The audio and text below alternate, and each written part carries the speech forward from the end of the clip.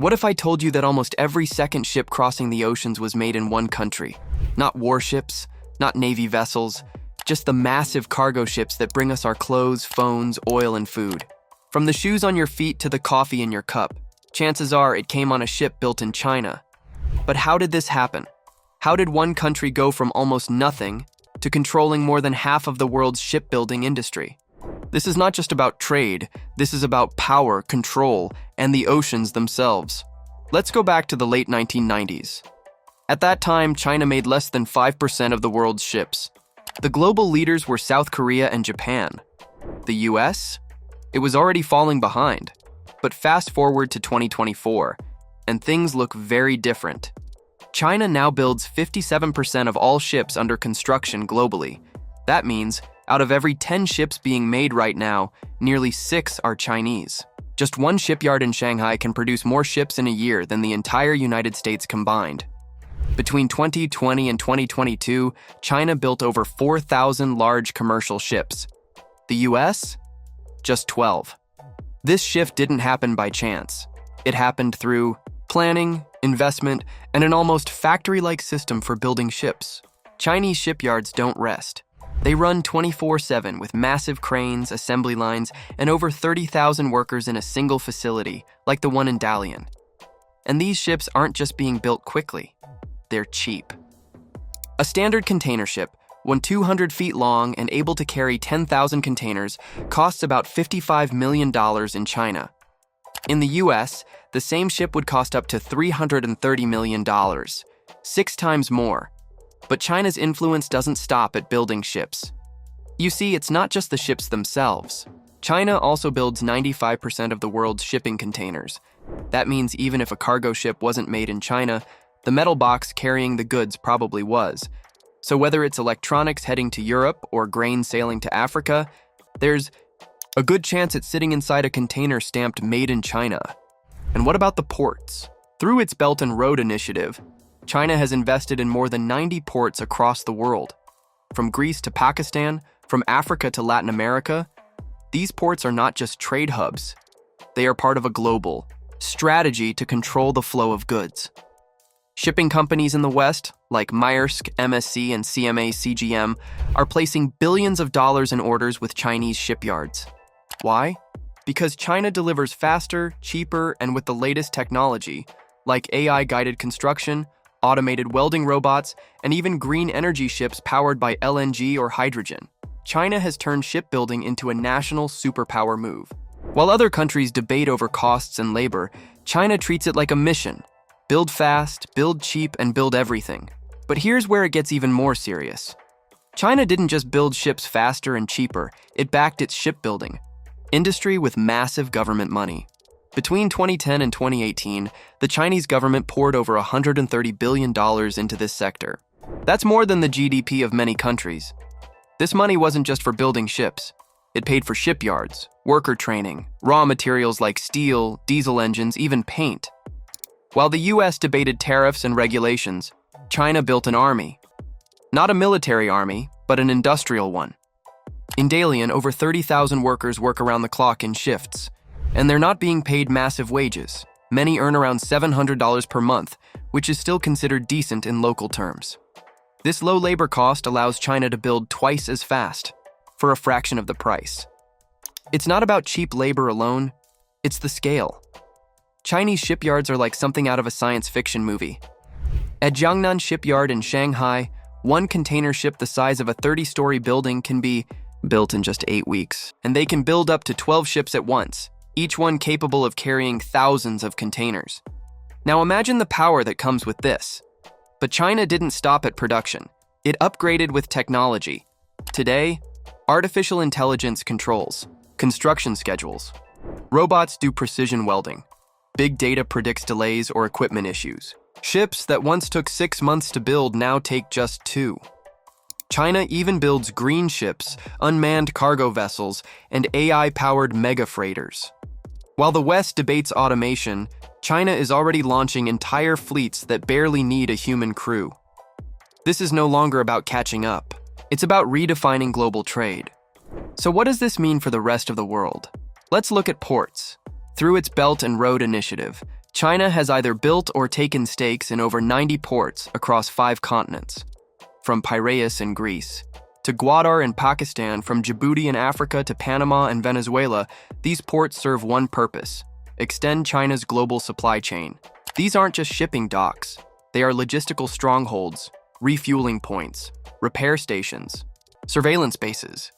Each one connects to China's trade network like a dot on a secret map, and together they form a web that spans the globe. And here's the twist: Western countries are helping fund this rise, often without realizing it. Global shipping giants like Maersk, MSC, and CMA CGM, companies based in Europe and the US, are placing billions of dollars in orders at Chinese shipyards. Why? Because China can deliver faster, cheaper, and with better tech. That's the paradox. The West complains about China's dominance, but still buys its ships, rents its containers, and uses its ports. Let's be honest, the US is falling far behind. Back during World War II, America was the king of shipbuilding. In just 4 years, it built over 2,700 Liberty ships. Today, the US builds maybe a dozen ships every few years. Most of its active commercial fleet has disappeared. Only about 200 US commercial ships are operating internationally. That's just 0.01% of the global fleet. In comparison, China owns over 9,000 commercial vessels. So what's stopping America? 2 words: costs and policies. Building a ship in the US costs about 6 times more than in China. The regulations are complicated, labor is expensive, and outdated laws like the Jones Act make things worse. The act requires all domestic shipping to use US-built and US-flagged vessels. Sounds good in theory, but in reality, it makes everything more expensive and discourages competition. American companies end up avoiding shipbuilding altogether. Now let's talk about tariffs. In recent years, the US tried to fight back by placing heavy tariffs on Chinese ship parts and containers. But tariffs don't build ships. They don't create skilled workers or fund shipyards. Instead, they raised prices for American importers and slowed down supply chains. China responded by offering discounts to other countries and expanding its trade deals across Asia, Africa, and Latin America. While America tried to build walls, China built bridges. And it's not just about business anymore. This is about setting the rules of the sea. With China now building more than half of the world's ships, they're not just moving goods. They're deciding how ships are made, what energy they use, how digital systems work, and soon which standards every country must follow. They're already launching ships powered by methanol, hydrogen, and LNG, liquefied natural gas. They're creating unmanned vessels, remote-controlled ports, and smart supply chains. China isn't just dominating the system, it's rewriting it. And if this pace continues, by 2035, China won't just be the biggest shipbuilder. It will be the rule maker of the maritime world, much like how the US once set the rules of global finance after World War II. Imagine this: even if your goods come on a ship owned by a European company, it might be built in China, powered by Chinese AI, sailing through Chinese-built ports and managed through Chinese tracking systems. That's how deep this control runs. This isn't just about who makes more ships. It's about who controls how the world moves. Because in today's world, where 90% of trade still travels by sea, controlling the ships means controlling the bow, lifelines of the global economy. China's rise in the shipbuilding industry isn't just a story of fast cranes and cheap labor. It's a blueprint, a long-term disciplined strategy playing out over decades. While other nations debated, delayed, or deregulated, China was building. Not just ships, but a system. Not just factories, but networks. They didn't ask permission, and they're not waiting for competition to catch up. They focused on scale, mastered speed, and took losses early to win big later.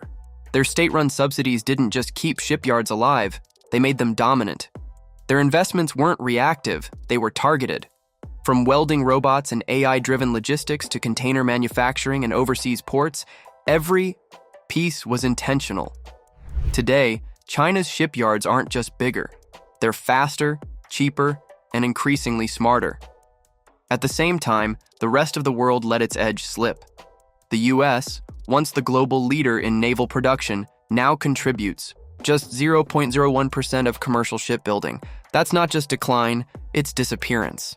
With sky-high labor costs, strict regulations, and outdated maritime laws like the Jones Act, American yards can't compete on cost, capacity, or delivery time. Even allies and Western shipping giants are ordering from Chinese shipyards, not out of loyalty, but out of logic. Now, let's be clear. China didn't break any rules. They didn't win by accident. They outbuilt, outpriced, and outplanned the rest of the world. The consequences, however, go far beyond trade, because whoever builds the ships builds the future of global supply chains. Whoever owns the ports controls the checkpoints of global commerce. And whoever makes the containers literally decides how goods move from point A to point B. This is about control, not just of steel and cargo, but of momentum, influence, and resilience in a world defined by logistics. And while countries like the US look to tariffs or policy tweaks to fight back, those are bandages on a much deeper wound. Tariffs don't rebuild shipyards. They don't train engineers. They don't compress the years it takes to design and deliver competitive vessels.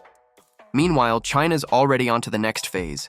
Unmanned cargo ships, green fuel fleets, and AI-managed maritime infrastructure, they aren't slowing down.